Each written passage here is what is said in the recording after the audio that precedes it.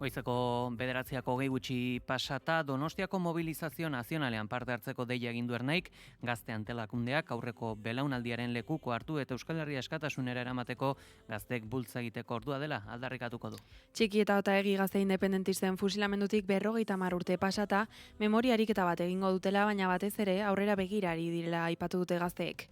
Ernairen iritziz aurrera pauso bat emateko garaia da munduan zehar, kaosa nagusi delarik sistema kapitalistaren azken hamarkadetako ereduaren areagotzea, agortzea eta gertoki bortitzako baten hasiera iragarri dute.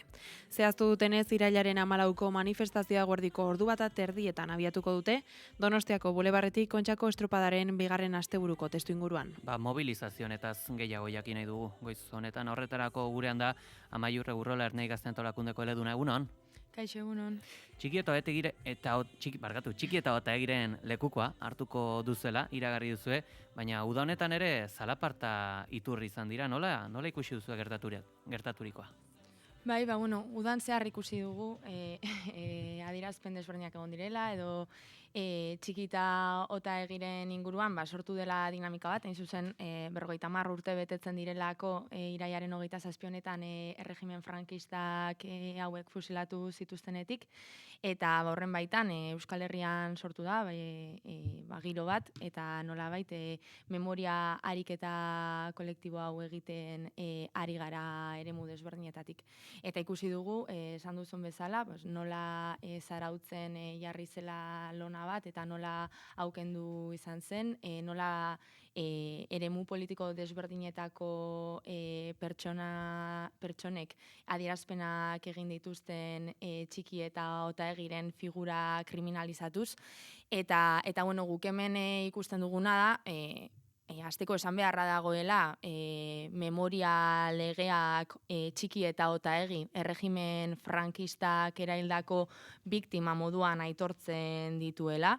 Beraz, Txiki eta Otaegi erregimen frankistak eraildako biktimak dira, eta guk memoria ariketa horretatik egiten dugu, eta iruditzen zaigu horren aurka egiten den edozein adierazpen hauek lege baten baitan onartuak direnean, memoria ikuspegi batetik, gure herriaren demokraziaren ikuspegitik eta beste abarretatik atzera pausu bat suposatzen duela. Beraz, uste dugu, esan duzun honetan sortu den giroa eta horrelako adierazpideak nahiko larriak direla eta atzera urratsak suposatu ditzazketela, beraz, kontu zibili behar dela horrekin. Akaso pentsa daiteke ere, paradoxikoa dela, nazioarteko bestelako esperientzia batzuekin, edo nazioarteko beste pertsona batzuekin alderaketa eginez gero, adibide batzuk jartzearren, Nelson Mandela, zeneako indar armatuaren nagusia zelarik, edota baita ere, aipatu genezake Celestino Alfonso bera, Alemaniako militarren aurka atentatuak egiten zuenik, baina horren aurrean aipatzen dena da, biktimarioa dena ez dela publikoki sustatu behar, ez dakit, zergaitik gertatzen da gure herrian? Bai, ez dakit hori agian kriminalizazio saiakera horiek egiten dituztenei galdetu beharko genieke ez, eta zergatik duten hainbeste intentzio pertsona hauen eta beste hainbaten kriminalizazioa, baina lehen esan dudan horretan ez, berresten garela pixka bat, eta dela pertsona hauek memoria lege batek biktima izaera batekin aitortzen dituela, memoria lege honetan besteak beste PSE eta jaiotak ere aurrera eramandakoa da, eta beraz, horretan berresten garela, eta beraiei agian galdetu beharko genieke zergatik daukaten horrelako intentziorik. Independentzia aldarrikatuko da, baita ere irailak 14ko mobilizazioan. Nola ikusten duzu independentzia nahia Euskal gizartean? Askotan esan dugun bezala, ikusten dugu Euskal jendartean azkenengo urteetan eman dela aldaketa kultural bat, edo ikusten dela aldaketa nahi bat modu nabarmen batean. Esan izan dugu Euskal gazteriaren artean ere aldaketa nahi hori beharrezkoa ikusten dela, eta Euskal Herriko gazteekin hitz egin ezkero ikusten dela herria beste nonbaitetik eraiki daitekeela, badagoela gaitasuna askatasuna eta nahia ere badagoela, eta hori gaur egun iruditzen zaigu independentziaren bide horretatik kanalizatu daitekeela.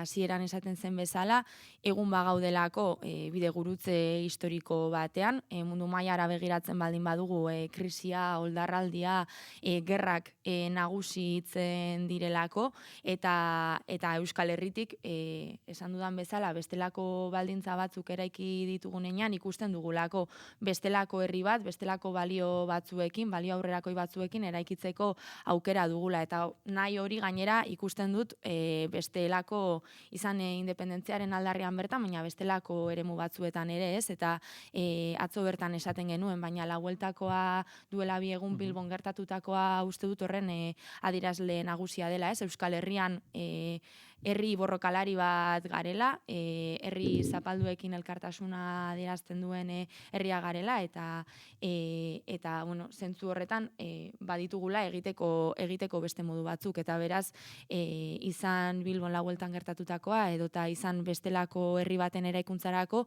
independentzia tresna gisa ikusten dugu guk, gure herria, gure neurrira eraiki ahal izateko, eta uste dugu gazteriak ere horrela nabaritzen duela, eta joan den urtean, iraiaren 8an ikusi zen, Donostian bertan ere egin genuen mobilizazioan, joan den ikasturte guztian ikusi zen, baina baita ere uda honetan, herrietan egin diren ekimenetan, jai herrikoietan elkartu diren gazteetan, eta beste hainbat tokitan.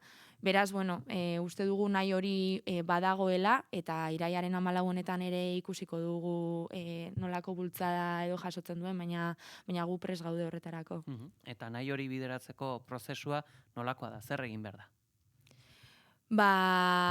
Uste dut txoko edo toki desberdinetatik egin daitekeela hau, ez? La vuelta jarri dute adibide moduan, baina uste dut Euskal Herrian badaudela hainbat mugimendu sozial, bestelako herri baten eraikuntza horretan laguntzen dutenak.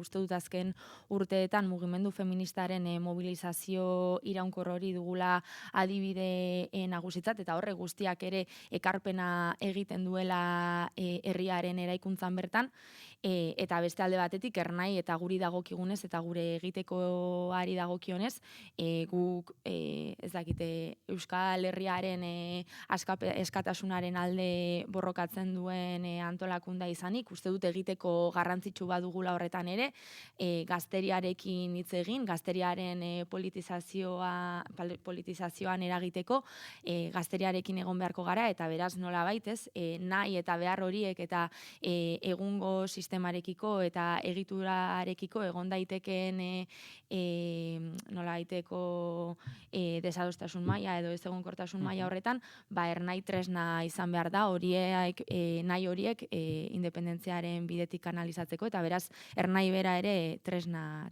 izan behar da eta izan behar gara. Sistema horretan, hautetxiak, ordezkaritza duten alderdi politiko abertzale edo subiranistak, nola ikusten dituzu? Alderdi hauek akuilatu behar dira akaso? Bueno, uste dut alderdiek beraien funtzioa betetzen dutela, eta instituzioetan ere aurrera urratsak eman daitezkeen heinean, eta nazio eraikuntzaren ikuspegitik aurrera urratsak eman daitezkeen heinean, beraien funtzioa bertan dagoela, eta guk gazte mailan eta ernaitik hainbatean horiek sustatu beharko ditugula, jendearekin egonez, kale mobilizazioan ere horiek egon beharko direla, eta momentu batzuetan elkarrizketa bitartez ere harremana izango dugula. Propioki Gasteizko Legebiltzarren ere Euskal Autonomia Erkidegorako estatusa ere eztabaidatzen ari dira. Pixkat ez ezagutza ere nagusi ere bada esparru honetan, ernaik ekarpenik egingo dio eztabaida honi? Estatusaren eztabaidak kalea zapaltzerakoan edo euskal jendartean honen inguruan hitz egiten denean, ernaik euskal jendarteak hitz egiten duen horretaz hitz egin beharko du, eta beraz gazteriari ere horren inguruan hitz egin beharko dio, baina lehen esaten dugunean nazio eraikuntzarako eremuak anitzak izan daitezkela, eta instituzioetan ere horretarako aukerak edo egon daitezkela, uste dut estatusaren adibidea horretarako adibide ona dela, eta beraz urrats horietan ere egon beharko garela. Zarautzeko atzoko agerraldian ere esan zen, sistema kapitalistaren azken hamarkadetako ereduaren agerpena eta agertoki bortitzago baten hasieran gaudela, honen aurrean zer egin behar da? honen aurrean askotan esaten duguna, gurean badugu egiteko beste modu bat. Esan beharra dago baita ere, gure herriaren erabakitzeko eskubidean, gure hizkuntzaren eskubideetan, gure ikurren zabalpenean badaudela muga batzuk, eta kasu honetan Frantziar eta Espainiar estatuek krisialdi egoera edo testuinguru global honetan gure herria eraiki ahal izateko tresna horiek lapurtzen dizkigutela, baina bueno, hori horrela izan da ere gu berresten gara, Euskal Herrian badela egiteko beste modu bat, badaudela horretarako adibideak eta beraz horretan tematu behar garela. Egia esan, pixkate, aipatuta zeinuak edota bizi dugun egoera Espainiar estatuarekin edo estatu frantsesarekin, zakit, burura etorri zedan lehenengoa izan da zaila dela euskalduna izatea, edo euskal herritarra izatea. Ez dakit zaila den edo ez den zaila, baina bueno, horrela egokitu zaigu eta uste dut Euskal Herrian badagoela nahi hori ere eta sentimendu hori badagoela, beraz horri bide eman behar zaiola.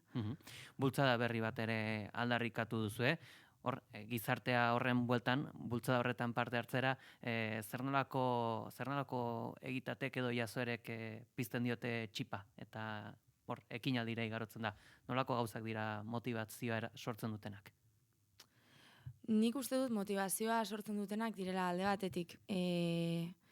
Jendearekin egitea, mobilizazio soziala ez dakite kalean giroan nabaritzen den hori, eta beste alde batetik garaipenak edo ikusteak ez, edo zure aurrera ematen duzun borroka horrek nolabait fruituak ematen dituela ikusteak. Eta uste dut jendearekin hori egin behar dela, jendearekin egin behar garela, hitz egin behar dugula, eta era berean, kasu honetan ernaik aurrera eramaten dituen ekimen horiek sentitu behar ditugula guztiontzako irabaziak ematen dituenak, eta beraz Donostiako mobilizazioak ere horrela egitea espero dugu. Aipatu duzu lehen ere Palestinaren bueltako mobilizazioari, zakit ikusita ere zer nolako eztabaida dagoen, eta dena, alare, zen esan beharko ere agian garaipen bat ere izan badela zentzu batean, naiz eta oso jazoera bortitz baten bueltako mobilizazio izan den. Bai, noski. Eta hor ikusten da borrokak eta aldarrikapenak plazaratzen direnean, beraien fruituak ematen dituztela eta garaipenak txikiak badira ere badaudela. Eta Bilbon la Bueltan gertatutakoa metara ezin iristea eta beraz egun horretan garaierik ez egotea uste dut horren adierazle dela. Eta hemen ere esatea honen inguruan egoten diren edo egin diren adierazpenak eta gertakizun hauen kriminalizazio saiakerak honetan larriak iruditzen zaizkigula eta gaitzesten ditugula erabat, izan ere Palestinar herria bizitzen ari den genozidioaren aurrean uste dugu mobilizatu egin behar garela eta mobilizatzen jarraitu behar dugula, eta horren aurka ez dagoela inongo adierazpenik edo hori guztiak lekuz kanpo daudela. Hain zuzen, Ernai Gazte Antolakundeare berezitzen da mobilizazio ezberdinak egiteagatik, guztiok gogoan dugu, nola mozalea ere aplikatu zitzaien, hainbat militanteri pasaden ikasturtean, edo duela bi ikasturte, okerrez baldin banago. Hain zuzen, protesten bueltan sortu den eztabaidan aldarrikatu dute, hainbatek protestak baketsuak izan behar direla, zibikoak ere, ez dakit, pixkat ere hau ez da kontraesankor puntu bat, ez dakit, posible da protesta baketsu bat egitea edo? Kontua da, hau eskatzen dutenek ere markoa non jartzen duten, eta beraz non dagoen muga, ez? Eta zer den zibikoa dena, eta zer den inzibikoa dena, ez? Eta la Bueltako kasuan, benetan zer den inzibikoa dena, mobilizatzea, eta gainera, ez? Esango nuke, modu baketsu batean izan zela, hau da ikurrak eraman ziren, aldarrikapenak eraman ziren, ez dakit horrek nori egin dezaiokeen min edo, eta benetan zer den inzibikoa dena ez hori, edo kasu honetan Palestinar herria bizitzen ari den genozidioa, eta horren edozein beste saiakera. Eta uste dut beraz, ez dakite ezarri nahi duten edo saiatzen ari diren marko horrek nahiko arrisku dituela eta beraz ezin garela horretan erori. Azkenik ere jakin nahi dugu, hain justu irailak 14ko mobilizazioara heldu bitartean, horren bueltan aipamenak egiten ibili zarete uda osoan zer, baina udatik harago, mobilizaziotik harago, Ernai Gazte antolakundaren jarduna zein izango da ikasturte honetan? Ikasturte honetan ikusiko dugu zeintzuk diren jardun desberdinak, urtero bezala izango dugu udaberriko ekimen bat aste santuan, eta izango ditugu kontu desberdinak, baina Ernaik jarraituko du mobilizatzen, jarraituko du kaleak hartzen, herrietan herriz-herriko lan hori egiten, eta hasieran esaten genuen horretatik, gure herriaren eraikuntza horri ekarpena egiten txoko guztietatik, beraz datozen hilabetetan eta ikasturte honetan zehar horretan arituko gara. Diogongo era hilak 14ko mobilizaziora, baita ikasturteak dakarren horretara ere, Amaiur Urrola, Ernai Gazte antolakundeko eleduna, eskerrik asko gurean izategatik. Mila esker zuei.